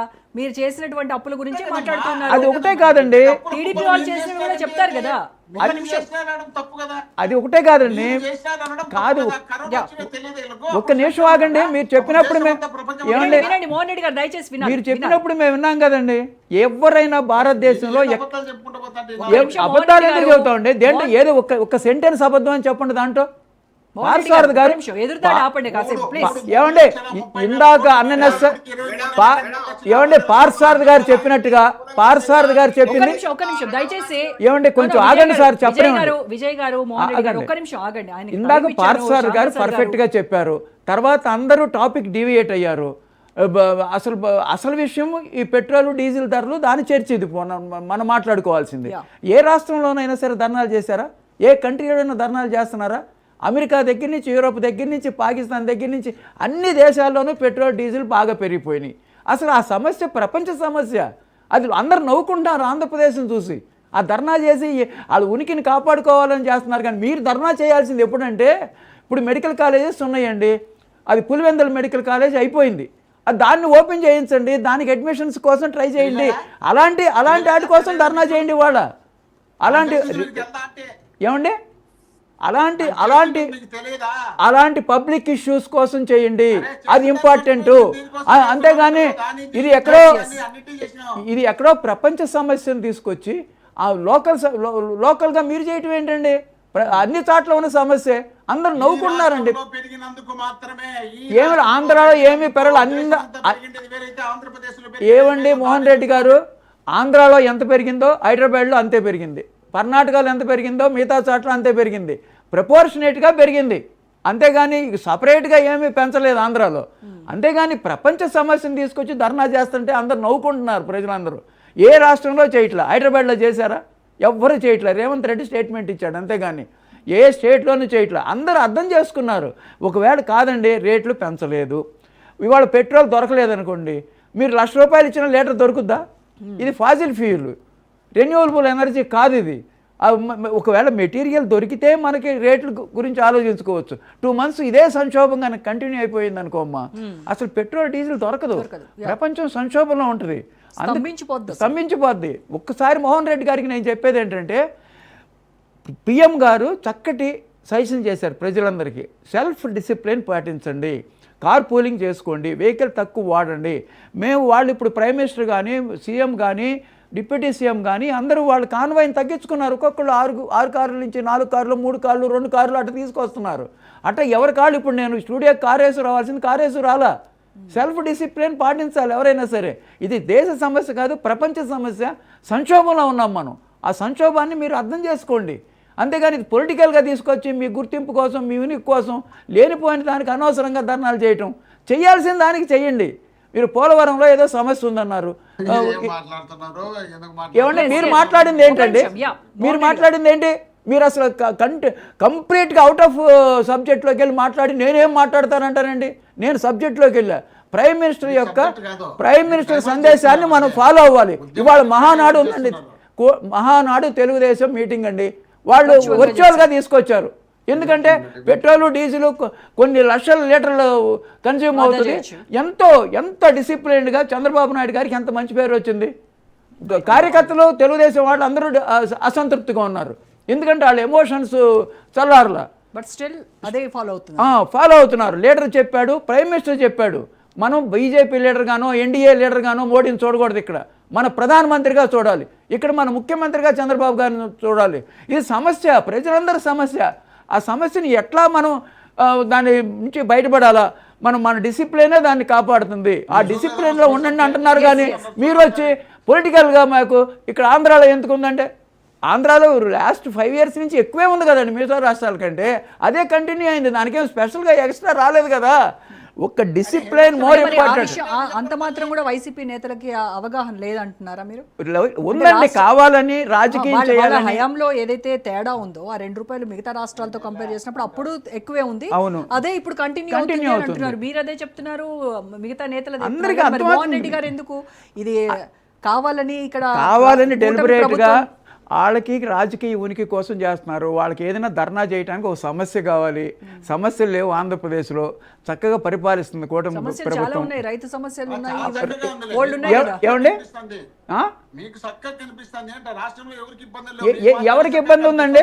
ఇది మంచి ప్రభుత్వం. ఏమండి మీరు సహకరించే కదా వాళ్ళు చలో మామిళ్ళపల్లి రైతుల దగ్గరికి కూడా వెళ్ళి నిరసన చేస్తా ఉన్నారు. టీడీపీ నాయకులు విజయశేఖర్ రెడ్డి గారితో పడతారు. విజయశేఖర్ గారు, ఈ విమర్శలు ఇవి ఎలా ఉన్నా కూడా ప్రజలకు కావాల్సింది ఒకటే, ఈ ధరల పెంపుకు ఎవరిది బాధ్యత? కేంద్రాందా, రాష్ట్రాందా? ఎవరిది బాధ్యత? ప్రజలపై ఇంత భారం మోపడము అవసరమా? ఎందుకు వ్యాట్ తగ్గించుకోవచ్చు కదా, తన పరిధిలో ఉన్నటువంటి రాష్ట్ర పరిధిలో ఉన్నటువంటి అంశం కదా, దాన్ని తగ్గించి రాష్ట్ర ప్రయోజనాల కోసం, ప్రజల ప్రయోజనాల కోసం తగ్గించవచ్చు కదా అనేది వినిపిస్తున్నటువంటి ప్రశ్న సర్వత్రా. మేడం, నేను ఒకటే చెప్తున్నా, 2004లో ఎంత ఉంది మేడం డీజిల్ ప్రైస్? 2004లో 25 నుంచి 30 రూపాయలు ఉన్న డీజిల్ ప్రైస్ ఈ రోజు 100 రూపాయలకి ఎలా వచ్చింది మేడం? 2014లో ఎంత ఉంది మేడం? కాంగ్రెస్ ప్రభుత్వం దిగిపోయే నాటికి ఆ రోజు 78 రూపాయలు ఉంది మేడం. అంటే 2004 నుంచి 2014 వరకు 50 రూపాయలు పైన పెరిగిన వాస్తవం కదా. ఆ రోజు బ్యారెల్ ధర ఎంత ఉందండి? ఆ రోజు 60 రూపాయలకో 70 రూపాయలకో బ్యారెల్, 60 డాలర్లకో 70 డాలర్లకో బ్యారెల్ వస్తుంది. ఈ రోజు నేను అంటున్నాను మేడం, ఈ రోజు $111 బ్యారెల్ ఉన్న రేటు. అట్లాగే మేడం, ఈ రోజు రేటు గురించి మాట్లాడట్లే. మన దగ్గర $700 బిలియన్ ఫారెక్స్ ఎక్స్చేంజెస్ ఉన్నాయి డాలర్స్ లో. కానీ మనకి ఇంపోర్ట్స్ ఈ రోజు ఏదైతే చేసుకున్నామో క్రూడ్ ఆయిల్, అది $200 బిలియన్ పర్ ఇయర్. ఇది ఇట్లాగే రేటు పెరుగుతూ పోతే, రేపు దొరకకుండా పోతే, సప్లై ఆగిపోతే, రేపు ప్రొద్దున మనం వచ్చే 6 నెలల్లోనో 10 నెలల్లోనో రేపు $500 బిలియన్ అయినా ఆశ్చర్యపోవక్కర్లేదు మేడం. అందుకనే నరేంద్ర మోడీ గారు వెరీ క్లియర్ గా చెప్తున్నారు, అయ్యా మీరు కన్జంప్షన్ తగ్గించండి, వర్క్ ఫ్రమ్ హోమ్ చేయండి, కార్ పూలింగ్ చేయండి, అవసరమైతే తప్పితే కార్ వేసుకోనో బైక్ వేసుకొని బయటికి పోవద్దు, ఫంక్షన్స్ తగ్గించండి, పెళ్లిళ్ళు తగ్గించండి మేడం. మరీ ముఖ్యంగా బంగారం ఈ రోజు $100 బిలియన్ మనం విదేశాల నుంచి ఈ రోజు దిగుమతి చేసుకున్నాం. అది కూడా చాలా ప్రాబ్లం ఉంది. మీరు పెళ్లిళ్ళు తగ్గించండి, ఖర్చులు తగ్గించండి, బంగారం మీద డబ్బు పెట్టడం తగ్గించండి, అట్లాగే విదేశీ పర్యలు తగ్గించండి. దానివల్ల మన ఫారెక్స్ ఎక్స్చేంజెస్ రిజర్వ్స్ ఏవైతే ఉన్నాయో అవి నిల్వ ఉంటాయి మనకి, లేదంటే అయిపోతాయి. మనం చాలా క్రూషియల్ పీరియడ్ లో ఉన్నాము. మోదీ విదేశీ పర్యటనను తగ్గించమన్నారు. ఆయనే నెక్స్ట్ డేనే ఆయన విదేశీ పర్యటనకు వెళ్లారు అని అదొక పెద్ద గొడవ. మేడం, తెలుగుదేశం పార్టీ కావచ్చు, చంద్రబాబు నాయుడు గారు కావచ్చు, తన కాన్వాయ్ తగ్గించుకున్నారు. ఈ రోజు మేము అత్యంత ఆడంబరంగా చేసే మహానాడులో నెల్లూరులో పని ప్రారంభించిన తర్వాత ఈ రోజు ఆపేసాం. నెల్లూరులో వర్చువల్ గా ఆఫీస్ నుంచి మేము మహానాడు నిర్వహిస్తున్నాం. మీరేంటి మేడం, జగన్మోహన్ గారు ఏం చేస్తారు చెప్పండి? మొన్న పామిడికి వెళ్ళాడు. ఈ వేలం వేరుగా 25-30 వేల మందిని అక్కడ జనసమీకరణ చేసి ఒక పెళ్లికి, అంటే అక్షింతలు వేయాలంటే ఒక పెళ్లికి వెళ్ళి 10 కోట్లు ఖర్చు పెట్టాలా మేడం? 25-30 వేల మందిని జనసమీకరణ చేయాలా మేడం? అంటే పేదలకో లేకపోతే సంబంధించిన నేతలకు కూడా జగన్మోహన్ రెడ్డి వారి పెళ్లిళ్ళపై అక్షంతలు వేయడా? ఎంతసేపు 25-30 వేల మందిని జనసమయం చేస్తేనే మీరు అక్షంతలు వేస్తారా? అంటే ఆయన వేసే అక్షంతల ఖర్చు 10 కోట్ల. మీరు ధనికులకు మాత్రమే నాయకులా? మేడం మీరు చేసే తప్పులు ఎక్కడికి వెళ్ళినా మేడం వేలం పెరిగా జన సమీకరణ చేయడం, విపరీతంగా జనాలు తోడడం వల్లే కదా మేడం ఈరోజు డీజిల్ కన్జంప్షన్ ఎక్కువ అవుతుంది, పెట్రోల్ కన్జంప్షన్ ఎక్కువ అవుతుంది. అందుకనే మేడం మీ రాష్ట్రంలోని ప్రజలకు అప్పీల్ చేస్తున్నాం, జగన్మోహన్ రెడ్డి చేసే ఈ వేలం పెరిగి ఈ విచ్చలవిడితనం ఈ రకంగా కొనసాగితే వీరు ఏం ప్రజలకు సమాధానం చెప్తారు, ప్రజలకు ఏమి సందేశాన్ని ఇస్తున్నారు? ఒక పక్క చంద్రబాబు నాయుడు గారు కావచ్చు, పవన్ కళ్యాణ్ గారు కావచ్చు, లోకేష్ గారు కావచ్చు తమ కాన్వాయిని తగ్గించుకున్నారు, మా పార్టీ కార్యక్రమాలు ఖర్చులు తగ్గించుకున్నాం, జన సమీకరణ పూర్తిగా ఆపేశాం. రాబోయే రోజుల్లో పర్యటనలు కూడా తగ్గే అవకాశం ఉంది మేడం. ఎక్కడ సభలు సమావేశం ఉండకపోవచ్చు, అట్లాగే ఎలక్షన్స్ కూడా ఆపే పరిస్థితి ఉంటుంది. వచ్చే ఇదే పరిస్థితి కొనసాగితే, యుద్ధ వాతావరణం కొనసాగితే వచ్చే సంవత్సరం 2 సంవత్సరాల కాలంలో స్థానిక సంస్థ ఎలక్షన్ కావచ్చు, లేదంటే ఏదైనా స్టేట్ ఎలక్షన్స్ కూడా రేపు పోస్ట్ పోన్ చేసే పరిస్థితి ఉంది. ఎందుకంటే మనకు డీజిల్ పెట్రోల్ అవైలబిలిటీ తగ్గిపోతోంది. అది ఆలోచించకుండా మీరు రేట్లు పెంచారు. ఇంకొక ఇదేం చెప్తున్నారు అంటే ఈ పెట్రోల్ డీజిల్ రేట్లు పెరగడం వల్ల అటు ఆర్టీసీ పైన భారం పడుతుంది, ఈ రవాణా వ్యవస్థ మొత్తం కూడా ఎఫెక్ట్ అవుతుంది. రవాణా ఛార్జెస్ పెరగడం వల్ల ప్రతిదీ కూడా కూరగాయలు, పాలు, ఉప్పు, పప్పు అన్నీ కూడా ఇంటర్లింక్డ్ కదా, ఇవన్నీ కూడా ఖచ్చితంగా మళ్ళీ పెరిగి ఇది ప్రజల మీద పెనుభారం. అసలు అవైలబిలిటీ లేదు. ఈ 60-70 రోజుల తర్వాత అసలు డీజిల్ వచ్చేదా వస్తుందో లేదో అనుమానం ఉంది. పూర్తిగా మనకు అన్నానికి మనం సరిగా అన్నం తింటామా లేదా అనే పరిస్థితి ఉంది మేడం. అది ఆలోచించక వీళ్ళు ఒక్కసారి మేడం మీరు మన సింగపూర్ ప్రైమ్ మినిస్టర్ గారు ఇచ్చే స్పీచ్ ఒకసారి చూడండి. ఎంత దారుణమైన పరిస్థితి ఆయన కళ్ళ కట్టు చూపించారు. రాబోయే 6 నెలల్లో 3 నెలల్లో మన పరిస్థితి ఏందని అది ఆలోచించకుండా మేడం మీరు ఒక్క మాట, ఈ రోజు ఓడలు రాకుండా అంటే షిప్స్ ఏదైతే ఉన్నాయో హార్ముజ్ సంధిలో ఓడలు రాకుండా మైన్స్ ఏర్పాటు చేసింది ఇరాన్. ఆ మైన్స్ పేల్స్తాయి అనే భయంతో ఈ రోజు ఓడలు రావడం మానేశాయి. ట్రాన్స్పోర్టేషన్ తగ్గిపోయింది, క్రూడ్ ఆయిల్ ట్రాన్స్పోర్టేషన్ పూర్తిగా ఆగిపోయింది. ఈ రోజు ఇన్ని దేశాలు ఇబ్బందులు పడుతున్న క్రమంలో మేడం ఈ రోజు క్రూడ్ ఆయిల్ ధర $111 జరిగింది బ్యారెల్. ఖచ్చితంగా పెరగాల్సిన అవసరం ఉంది. 3 రూపాయలు పెంచారు, దానికి ఎందుకు మేడం తగ్గించుకోవడం? మీరు పెంచినప్పుడు లేదా 2020లో మీరు 4 రూపాయలు సబ్సిడీ బాగలేదా? రోడ్ డెవలప్మెంట్ సెస్ పేరుతో రూపాయి ఎక్స్ట్రా అదనంగా తీసుకోలేదా? అంటే 5 రూపాయలు మీరు డీజిల్ రేటు లీటర్ మీద మీరు తీసుకున్నప్పుడు అప్పుడు ప్రజలకు ఇబ్బంది కలగలేదా? ఆ రోజు ప్రజలు బాధపడలేదా? ఈ రోజే ప్రజలు గుర్తొచ్చారా మీకు? రైట్ అండి విజయ్ గారు. మోహన్ రెడ్డి గారితో మాట్లాడారు. మోహన్ రెడ్డి గారు మొన్నటి ఎన్నికల్లో ఓటమి తర్వాత మొత్తం క్యాడర్లో వాళ్ళ నిరాశను పోగొట్టి వాళ్ళలో జోష్ పెంచడానికి ఇది ఒక పొలిటికల్ ఈవెంట్గా వాడుకుంటున్నారు. మీరు ఏదంటే పొలిటికల్ స్పేస్ రీగెయిన్ చేయడం కోసం ఇది ఒక స్టంట్గా వైసీపీ ప్లాన్ చేసింది అనేది చెప్పే వాళ్ళకి సిగ్గుండాలమ్మా. జగన్మోహన్ రెడ్డి గారు బయటకు వచ్చే లక్షల మంది ఇప్పుడు చెప్తున్నాడు చూడు శేఖర్ రెడ్డి ఏమని, పెళ్లికి వచ్చే 30,000 మంది వచ్చినారు మేడం, ఎందుకు వచ్చినారు మేడం అని. అక్కడ జగన్మోహన్ రెడ్డి అనే వ్యక్తి బయటకు వచ్చేసారు. బయటకు వచ్చినప్పుడు 1000 మంది ఇట్లా రోడ్ల మీదకి వచ్చి క్యూలో ఉంటారు. జగన్మోహన్ రెడ్డి అనే వ్యక్తికి బాధ్యత ఉంటే ప్రధానమంత్రి నరేంద్ర మోదీ చెప్పినటువంటి వ్యాఖ్యల్ని ఆయన వంట పట్టించుకుని ఉండేవాడు కదా. రోజా గారు కొంచెం మీరు వాళ్ళు ముగ్గురు మాట్లాడారు. ఒక నిమిషం విజయ్ గారు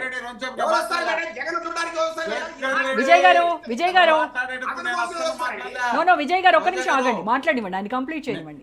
విజయ్ గారు మాట్లాడేటప్పుడు ఎక్కడికి నోరు ఎత్తలే. ఇప్పుడు డిస్టర్బ్ చేయొద్దు, ముగ్గురు ముగ్గురు మాట్లాడారు కాబట్టి మధ్యలో నన్ను డిస్టర్బ్ చేయొద్దు, కొద్దిసేపు అవకాశం ఇవ్వాలా. చెప్పండి. అక్కడ జగన్మోహన్ రెడ్డి గారు పెళ్లికి వెళ్ళినప్పుడు పెళ్లి కూతురు వచ్చేసి సెంట్రల్ బ్యాంక్ చైర్మన్, పెళ్లి కూతురు తండ్రి వచ్చేసి సెంట్రల్ బ్యాంక్ చైర్మన్, పెళ్లి కొడుకు ఇప్పుడు జగన్మోహన్ రెడ్డి వెళ్ళిన పెళ్లి మనకి సబ్జెక్ట్ కాదు, ఆయన కోసం వచ్చినటువంటి 30,000 మంది మన సబ్జెక్ట్ కాదు. వచ్చినప్పుడు మీరు క్వశ్చన్ చేయాలమ్మా రోజా గారు. ఆ డిస్కషన్ వచ్చినప్పుడు మీరు క్వశ్చన్ చేయాల్సింది ఆగయ్య పెళ్లి గురించి ఎందుకు మాట్లాడుతున్నావు అని. జగన్మోహన్ రెడ్డి అనే వ్యక్తి బయటకు వస్తే అట్లా ఉంటుంది పరిస్థితి. అంటే వీళ్ళు అట్ట ఫెయిల్ అయినారు, అట్టర్ ఫ్లాప్ అయినారు కాబట్టి వీళ్ళను చీకొడుతున్నారు కాబట్టి జగన్మోహన్ రెడ్డి నాయకత్వం కావాలనుకుంటున్నారు కాబట్టి జగన్మోహన్ రెడ్డి రాష్ట్రంలో వాళ్ళు అన్నది ఏంటి, ఆయనతో అన్ని వేల మంది వచ్చినప్పుడు ఫ్యూయల్ కన్సంప్షన్ అనేది ఎక్కువ అవుతుంది. ఈ విధమైనటువంటి ఆరోపణలు చేస్తున్నారు. నెంబర్ 1. నెంబర్ 2 వచ్చేసి ఇప్పుడు చెప్పారు ఎవరు మన విశ్లేషకులు ప్రమాణంగా చెప్పినారు, అప్పులు కుప్పలుగా చేసినారు, అప్పులు చెప్పులుగా చేసినారని.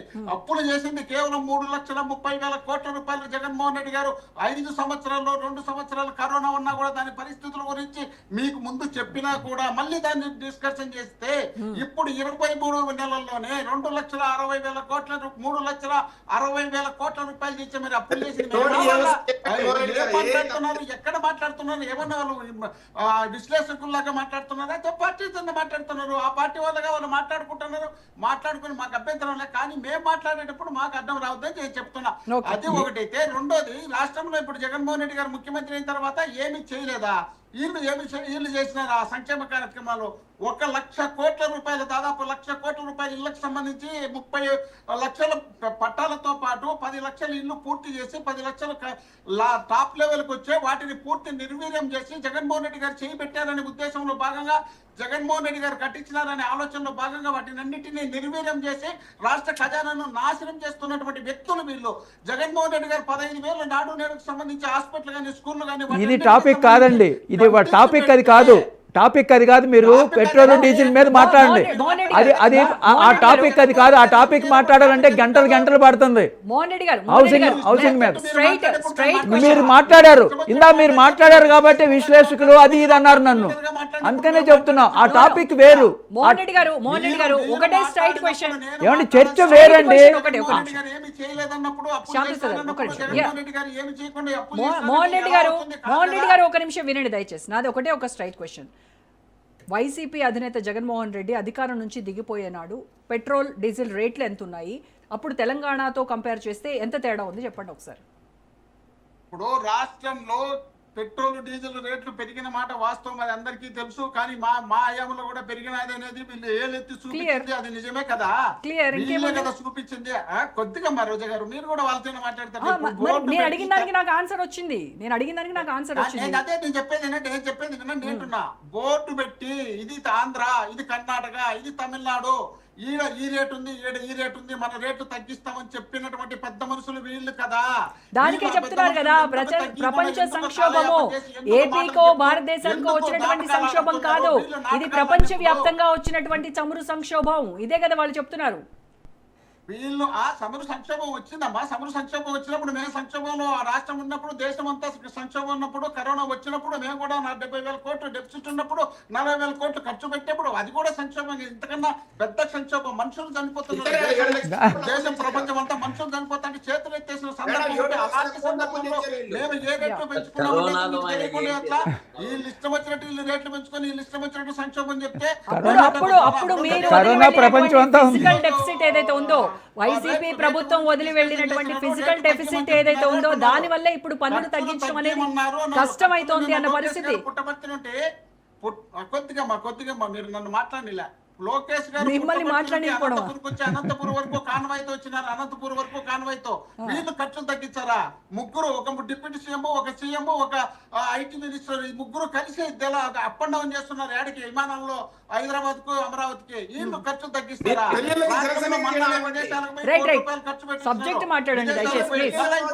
ఖర్చులు తగ్గిస్తారా?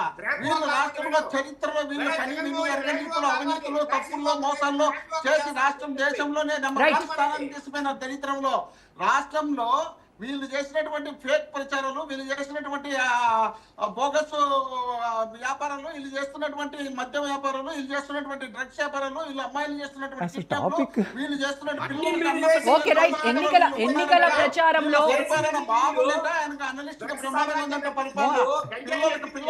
మోహన్ రెడ్డి గారు రోడ్లకు వచ్చి కొట్టుకున్నారు. వద్దు లేకుండా మోహన్ రెడ్డి గారు మాట్లాడుకోకపోతే ఒక్క నిమిషం రైట్ అండి. ఓకే, పార్థసారథి గారితో మాట్లాడు. మనకి టైం లేదు, ఒక్క నిమిషం అండి ప్లీజ్, దయచేసి ఆగాలి. విజయ్ గారు, విజయ్ శేఖర్ గారు, మోహన్ రెడ్డి గారు దయచేసి ఆగండి, ఒక్క నిమిషం ప్లీజ్. చిన్న పిల్లల నుండి వృద్ధుల వరకు మద్యంతోనూ వ్యాపారాలు చేసి తాపి రాష్ట్రాన్ని సర్వనాశనం చేసి ఒక్క నిమిషం ఆగండి. విజయ్ గారు దయచేసి మీరు ఆగాలి ప్లీజ్. మోహన్ రెడ్డి గారు ఒక్క నిమిషం ఆగండి. Okay right. పార్థసారథి గారు, పార్థసారథి గారు, మన దేశంలో ఉన్నటువంటి ఆయిల్ రిజర్వ్స్ అన్ని కూడా అయిపోయినాయి. సో ఇక ఈ సంక్షోభం నుంచి బయటపడడానికి చమురు ధరలు పెంచడం తప్ప వేరే మార్గం లేదు. సో ఈ పెంపు అనేది ఇంతటితో ఇక్కడితో ఆగలేదు, ఇది ఇంకా ఈ పరంపర ఇలాగే కొనసాగుతుంది అనేటువంటిది అనుమానాలు చాలా ఉన్నాయి ప్రజల్లో. ఏం చెప్తారు మీరు? రెండు విషయాలు. మీరు మధ్యలో ఒక కామెంట్ చేశారు, వారు విదేశీ యాత్రలు తగ్గించుకోమని. అయినా వెంటనే ఆయనే సోషల్ మీడియాలో చాలా హల్చల్ అయింది అది. యా, ఆయన వెళ్ళింది మనకు తెలుసు, అదంతా వివేకవంతులు కాదనలేదు, Yeah, మీరు yeah. అన్నారని చెప్పేసి అనలే. ఎందుకంటే మినిమం జ్ఞానం ఉన్నటువంటి వాడు ఎవడు ఆ మాట అన్నాడు, మీరు ఆ మాట అంటారని కూడా నేను ఎక్స్పెక్ట్ చేయను. Yeah. ప్రజల్లో కొంతమంది సోషల్ మీడియా అంటే ఎవరంటే ఈ Congress tool kit batch, Rahul tool kit batch, communist tool kit batch, Muslim tool kit batch, వీళ్ళన్నింటి మాత్రమే మీరు రిప్రజెంట్ చేస్తున్నారు. Yeah. I'm not blaming you. Yeah. కాకపోతే ఆయన వెళ్ళేటువంటిది ఈ దేశానికి ఏ విధంగా ఆర్థికపరమైనటువంటి లాభాలు రావాలి, ఇంకా ఎక్కడెక్కడ డీజిల్ పెట్రోల్కి సంబంధించినటువంటి విషయాలు రావాలి, ఏ విధంగా మన యొక్క పెట్టుబడులు రావాలని చెప్పేసి ఆయన వెళ్ళాడు. కానీ ఇక్కడికి Exactly. వచ్చేసేసి సరదాగా ఆయన వెళ్ళాలి. యా మన్మోహన్ సింగ్ గారు అంతకుముందు వాళ్ళు కాంగ్రెస్ హయాంలో ఉండేటువంటి వాళ్ళు విలేకరులని, వాళ్ళ బంధువుల్ని అందరినీ తీసుకుని పోయేసి విహారయాత్రలు చేసి 5 రోజులు 10 రోజులు ఉన్నారు ఒక మీటింగ్ కి పోతే. నరేంద్ర మోడీ గారు 5 రోజుల్లో 5 దేశాలు వెళ్తున్నారు. పొద్దు నుంచి రాత్రి దాకా ఒక కఠినమైనటువంటి పరిశ్రమతో ఆయన పనిచేస్తున్నారు. ఆయన షెడ్యూల్ చూడమనండి. ఒక పూట ఏమన్నా అర్ధగంట పక్కన షికారుకి ఏమన్నా వెళ్ళారేమో చెప్పమనండి. మనము Yes. మంచిది చేసిండే వాళ్ళని మంచి అనాలమ్మా, లేకపోతే పాపాత్ముడు అయితే అంటున్నా. తెలిసి కూడా మంచి చేసిండే వాళ్ళని విమర్శించి మనం ఎందుకు పాపాలు దానికి చేస్తాం? కాబట్టి నేను- అప్పడం చేసే వాళ్ళు చేస్తున్నారా? వాళ్ళు మా పుణ్యం మీరు ఆగండి ఒక చేస్తున్నారా? నిమిషం. మోహన్ రెడ్డి గారు మీకు పుణ్యం ఉంటుంది, ఆగండి ఆగితే ప్లీజ్. వాళ్ళు మీరు ఒక నిమిషం ఆగండి సార్, మాట్లాడుతున్నారు మధ్యలో. ఒక నిమిషం ఆగండి మోహన్ రెడ్డి గారు. 3 సార్లు హైదరాబాద్ కి అమరావతికి విమాన స్పెషల్ ఫ్లైట్లలో తిరిగే వాళ్ళు పుణ్యం చేసిన వాళ్ళ. నేను మోహన్ రెడ్డి గారు, మోహన్ రెడ్డి గారు ఒక నిమిషం అండి. మీరు బయట ఫోన్ మాట్లాడుతూ వేరే చూసినట్లున్నారు. నేను నరేంద్ర మోడీ గారికి సంబంధించిన విమర్శకు నేను సమాధానం లేదు సార్, మేము మోడీ గారిని నేను దానికి సమాధానం చెప్తున్నా అంటున్నాను. నాకు మీరు అరిండేట్లనే నేను చెప్పడంలే. Yes. నరేంద్ర మోడీ గారు విదేశాలకు వెళితే విమర్శించేటువంటి వెధవలకు నేను సమాధానం చెప్తున్నాను. యా ఆయన దేశహితం కోసం పోయి గదాన్ని తీసుకుని ఆ రావాలని సబ్జెక్ట్ అవసరం లేదు, దీంట్లో ఎందుకు డిస్కషన్? ఏది అవసరమో ఏది అవసరం లేదో కూడా మీరే డిసైడ్ చేస్తారండి. నేను సమాధానం చెప్పాల్సిన అవసరం లేదా? యా నేను సమాధానం చెప్పాల్సిందే కదా. పద్యలో వచ్చినప్పుడు మీరన్నా కూడా నేను సమాధానం చెప్పాల్సిందే. యా ఆ డిస్కషన్ రాకపోతే నేను చెప్పను. Yes. కాబట్టి అది జస్ట్ నేను ఓన్లీ పాసింగ్ లాగా చెప్పాను. That is not the main criteria. Yes yes రెండవది, ఈ రోజు మనకు ఉండేటువంటి దాంట్లో కేంద్ర ప్రభుత్వం ఇప్పుడే కదమ్మా ఇది వస్తుంది అనేది మనకు తెలియదు. కానీ మన దేశంలో ఉన్నటువంటి విదేశీ మారక ద్రవ్యం మేజర్ పోర్షన్ అంతా కూడా ఈ యొక్క ఆయిల్ కోసం వెళ్ళిపోతుంది అనే ఉద్దేశంతో విద్యుత్ రంగానికి, విద్యుత్ వాహనాలకి అత్యధికమైనటువంటి కన్సెషన్లు ఇచ్చి, ప్రోత్సాహాలు ఇచ్చి, బ్యాంకుల నుంచి కూడా లోన్స్ ఇప్పించి, ఇది మొత్తం స్టాంప్ డ్యూటీస్ అన్ని కూడా తీసేసి దాన్ని ప్రోత్సహించారు. దీన్ని ఎవరు చేయాలి? అన్ని వాహనాలు నరేంద్ర మోడీ గారు కాదు కదా, ప్రజలవే కదా. Yeah. ఇప్పుడు నేను దాదాపు 4 సంవత్సరాల కిందటనే BYD అనేటువంటి ఎలక్ట్రిక్ వెహికల్ తీసుకున్నా. సరిగ్గా అనుకుంటే నెలకు 50,000 రూపాయలు డీజిల్ అయ్యేటువంటి ఖర్చు నాకు 10 నుంచి 12,000 రూపాయలు మాత్రమే ఎలక్ట్రిసిటీ అవుతుంది ఈ రోజు కూడా. Yes. సేమ్ అదే అప్పుడు 6,000 కిలోమీటర్లు, ఇప్పుడు 6,000 కిలోమీటర్లే నా యావరేజ్ నెలకుంటుంది. Right. ఇట్లా ఒక వ్యక్తి కాదు, అందరము చేసామనుకోండి డీజిల్ పెట్రోల్ అవసరమే లేదు కదా. ఆ రోజు ఆ యొక్క డబ్బులంతా కూడా విదేశీ మారక ద్రవ్యం మన దేశంలోనే ఉంటుంది కదా. మన దేశం యొక్క విదేశీ మారక ద్రవ్యాలు మంచి అభివృద్ధిలోకి వస్తే రూపాయి విలువ పెరుగుతుంది కదా. రూపాయి విలువ పెరిగితే ప్రతి ఒక్కరికి లాభమే కదా. Yeah. అది ఒక నరేంద్ర మోడీ గారికి, అమిత్ షా గారికి, మంత్రులకైనా లాభం, ప్రజలకే కదా లాభం. ఈ జ్ఞానాన్ని మనం అందరికీ కూడా పెంపొందించాలి. అది మీడియా కానివ్వండి, ప్రతిపక్షం కానివ్వండి, అధికార పక్షం కానివ్వండి. ఎస్ అసలు మన దురదృష్టం ఏంటంటే ప్రజలకు ఏ విషయంలో కరెక్ట్ గా స్పందించాలని కానీ అటు మీడియాను పూర్తి స్థాయిలో చెప్పడం లేదు. దాని గురించి ఎవరన్నా వద్దన్నారా? ఇప్పుడు నరేంద్ర మోడీ గారు మనం చేసిన కూడా కార్యక్రమం అందరం పైన కూడా ఎవరైనా ఆపోజిట్ మాట్లాడినారా? ఓకే రైట్ నేను నిన్న అనలేదు మోహన్ రెడ్డి. రైట్ అండి, ఓకే రైట్. టైం లేదండి మనకి. Thank you so much Parthasarathy garu, Mohan Reddy గారు, విజయశేఖర్ రెడ్డి గారు, శ్యామ్ ప్రసాద్ గారు. థ్యాంక్ యూ అండి. రైట్, ఇది వాళ్ళ special debate. Stay tune to Raj news.